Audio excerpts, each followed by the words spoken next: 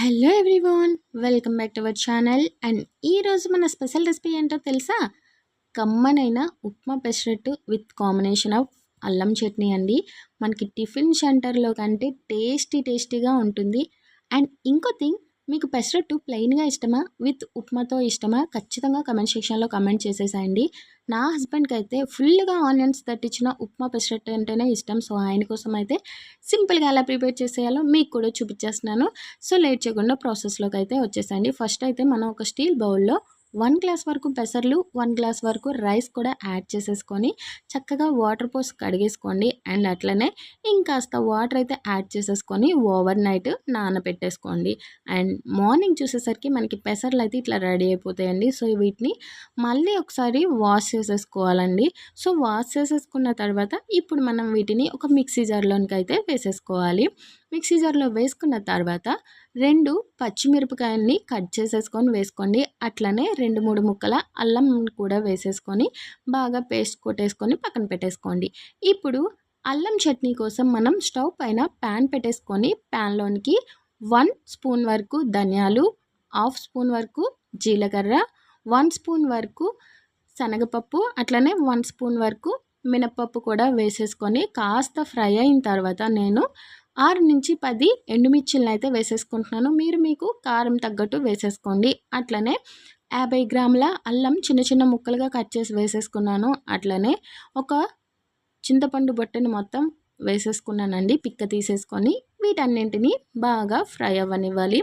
So ఇవన్నీ fry అయిన తర్వాత మనం దీంట్లోనికి టేస్ట్ కోసం కొద్దిగా బెల్లం కూడా వేసేసుకుంటే మనకి ఈ అల్లం చట్నీ అనేది ఎక్కువ స్పైసీగా అనిపించకుండా కాంబినేషన్స్ అన్నీ కరెక్ట్గా సెట్ అవుతాయండి. సో అందుకని చెప్పి కాస్త బెల్లం కూడా వేసేసుకోవాలి.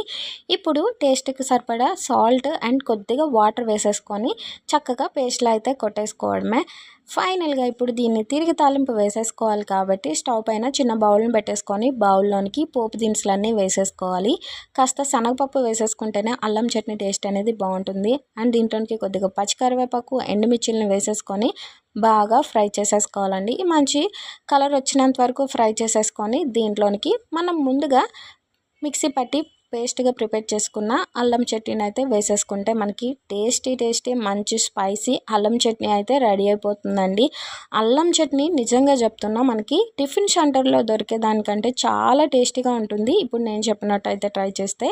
సో మనకి చట్నీ కూడా రెడీ అయిపోయింది అండ్ దోశ బ్యాటర్ కూడా రెడీ అయిపోయింది. ఫైనల్గా ఇప్పుడు ఉప్మా కోసం స్టవ్ పైన ప్యాన్ పెట్టేసుకొని ప్యాన్లోనికి కావాల్సినంత ఆయిల్ వేసేసుకొని కొద్దిగా పల్లీలు, అట్లనే కొద్దిగా శనగపప్పు, మినప్పప్పు, ఆవాలు, జీలకర్ర వేసేసుకొని కాస్త ఫ్రై అవ్వనిద్దాము. అండ్ ఇవి కొంచెం ఫ్రై అయిన తర్వాత ఒక పెద్ద ఆనియన్ని చిన్న ముక్కలుగా అయితే కట్ చేసేసుకొని దీంట్లోనికి యాడ్ చేసేసుకుందాము. అండ్ దీంతో పాటుగా ఒక పచ్చిమిర్చిని, అట్లనే పచ్చి కరివేపాకును కూడా చిన్న పీసెస్లా చేసి వేసేసుకొని బాగా ఫ్రై అవ్వనిద్దామండి.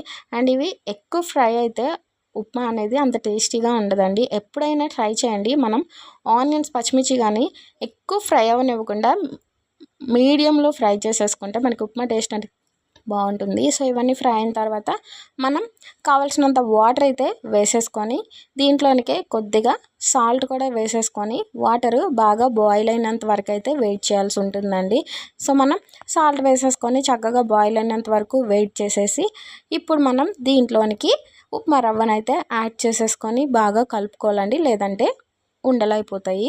సో ఉండలు కట్టకుండా చక్కగా కలుపుకొని ఉప్మాని అయితే రెడీ చేసేసుకోవాలి. అండ్ వన్ మోర్ థింగ్, పెసరట్లోనికి కాబట్టి ఉప్మా అనేది కాస్త లూజ్గానే ఉంటే బాగుంటుంది. చూడండి, ఈ మాత్రం కన్సిస్టెన్సీలోకి ఉంటే సరిపోతుంది. సో మనకి కన్సిస్టెన్సీ రావాలంటే నూనె కొంచెం తగ్గించుకొని వాటర్ కొంచెం ఎక్కువ యాడ్ చేసేసుకోవాలి. సో మనకి ఉప్మా కూడా రెడీ అయిపోయింది కాబట్టి ఫైనల్గా ఇంకా పెసరట్టు వేసుకోవడమే బ్యాలెన్స్ ఉంది కదా. సో అందుకని చెప్పి స్టవ్ పైన దోశ ప్యాన్ అయితే పెట్టేసుకొని ప్యాన్ బాగా హీట్ అయిన తర్వాత మనం ఈ పెసరట్టు బ్యాటర్ని అయితే వేసేసుకొని నేను చూపిస్తున్నట్టుగా చాలా పల్చగా పెసరట్టుని అయితే చేసేసుకోండి. అండ్ మనం ఎంత బాగా పల్చగా వేసేసుకుంటే టేస్ట్ అనేది అంత బాగుంటుంది. సో వన్స్ మనం ఈ పెసరట్టుని అయితే వేసేసుకున్న తర్వాత దీనిపైన కాస్త ఆయిల్ని అయితే వేసేసుకోవాల్సి ఉంటుంది. సో ఆయిల్ వేసిన తర్వాత నేను ఆల్రెడీ మీకు చెప్పాను కదా, నా హస్బెండ్కి అయితే బాగా ఆనియన్స్ తట్టించిన ఉప్మా పెసరట్టు అంటే ఇష్టం అని చెప్పి. సో ఆనియన్స్ అయితే వేస్తున్నాను, కాస్త ఎక్కువగానే వేస్తున్నానండి.